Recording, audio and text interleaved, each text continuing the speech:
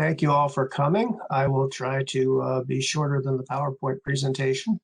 Like the judge, I'm working with multiple screens here and trying to manage exhibits and witnesses and all that kind of stuff. So I apologize if I'm not always looking in the camera.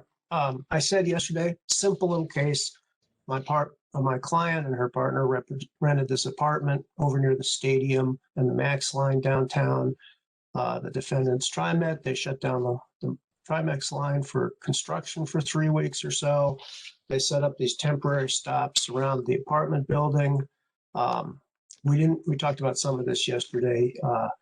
There are 3 different legal claims, and I'll talk to you about the legal claims and what they are first before I talk about the evidence. The first is the claim of nuisance. And what's a nuisance? And you're not going to perhaps get as much guidance from the judge on this as you like. She'll give you some instructions that say, well, it's an objectionable condition, and it has to create an unreasonable risk of substantial interference with the use and enjoyment of property. And so it's really up to you guys to decide, is this objectionable? Is it a substantial interference? And you as the jury are sort of setting the community standard, and that's the way our law works on that. The second claim is trespass. And you all know about no trespassing. You can't go on someone else's property, but it's also true that you can't do something that sort of sends little particles of stink over into their property or whatever. And here you'll have to be careful with the jury instructions you get. It talks about how the defendant can, by some act or by some force, cause this interference or cause this invasion of the property. You'll have the right to ask the judge clarifying questions if you need to. It's pretty clear that smoke and fumes and stuff can constitute a trespass. Now, it's also true that it can be something that's just not important enough to be a trespass. And TriMet will be like, you should suck it up. Ms. Denzer should suck it up. It's not a big deal. And again, you guys are the community standard here. You're going to decide whether it's important enough to be a trespass or not. Simple. The third claim is called negligence, which is sort of the most complicated one. The issue is, did TriMet owe a duty? And you'll get some instructions that talk about, what would reasonable people do to take steps to avoid harming others? Was the thing that happened something that TriMet should have foreseen? Was the thing that happened something they could have fixed pretty easily? I'm going to object this. Sorry, I'm going to object. This is getting into argument rather than showing the evidence. Sustained. Okay. So I told you before, it's not a big case. 3 witnesses. First witness will be Simon Dannenbaum. He managed the apartment building. He's just there to show that my client's not making it up. This really happened. It's something everybody in the apartment building could see, hear, and experience. The second witness is Mr. Tom Gambero, who lived in the apartment with Ms. Denzer at the time. And in keeping with, he's not available anymore for trial. In keeping with the low budget operation here, I'm going to have to read you testimony that he gave in a deposition when he was questioned by my colleague, Ms. Ewing there. And so they were asking the questions.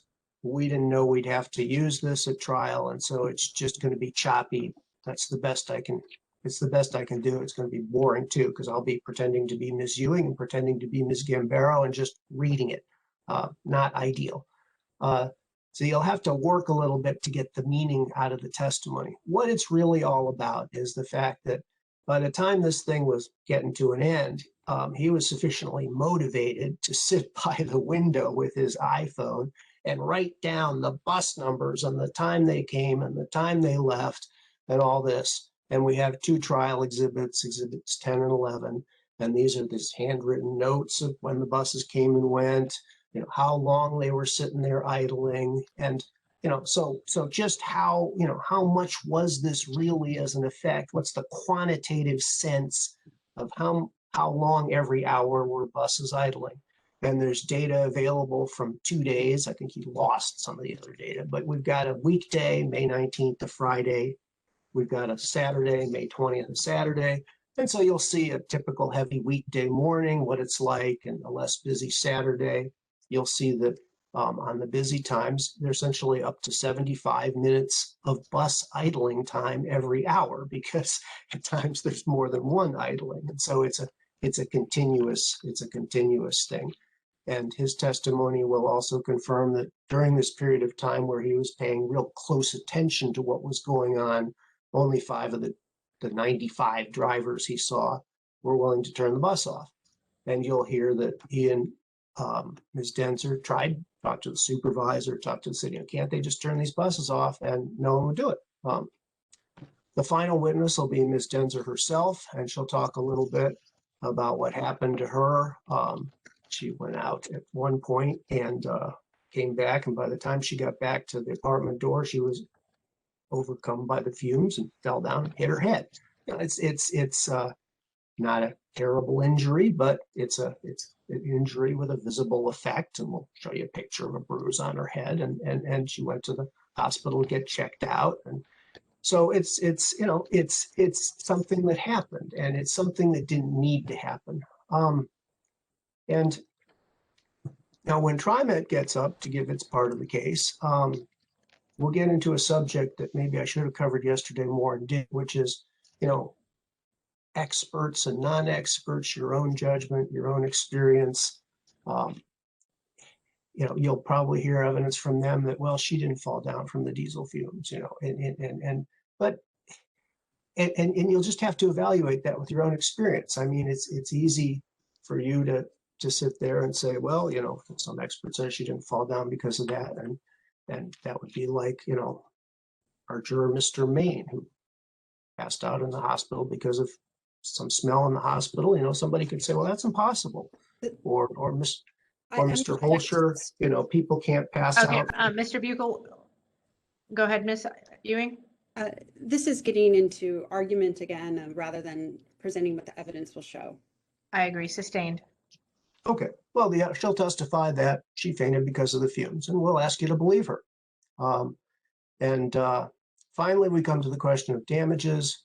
You'll hear that the reasonable value of the medical services that were provided when she went to the hospital to get checked out was about $1,500. You'll hear the rent on the apartment was maybe $1,000 a month. These may be economic damages. What did a person lose? Obviously, they didn't lose at all, but of the rent, they had a place to stay. But how much value of this property did they lose by essentially suffering through this thing? And that's up to you to decide. The hardest part of the case is what they call non-economic damages. Pain, mental suffering, inconvenience. Really hard to put a value on those. There isn't a permanent injury here. Okay, it's just a bad thing that happened and it was over. And so how do you value that? I don't know. When we wrote the complaint, we just put an arbitrary cap on it. Upper bound, top value, $50,000. You can't award more than that. This is getting again into argument. It's not showing what the evidence is. I agree. Mr. Bugle, keep it to the parameters of the opening. Anyway, that's it. We just want you to come up with some number that's fair or reasonable, and decide, bring in the community standards, impose them, and let the chips fall where they may. That's all we ask.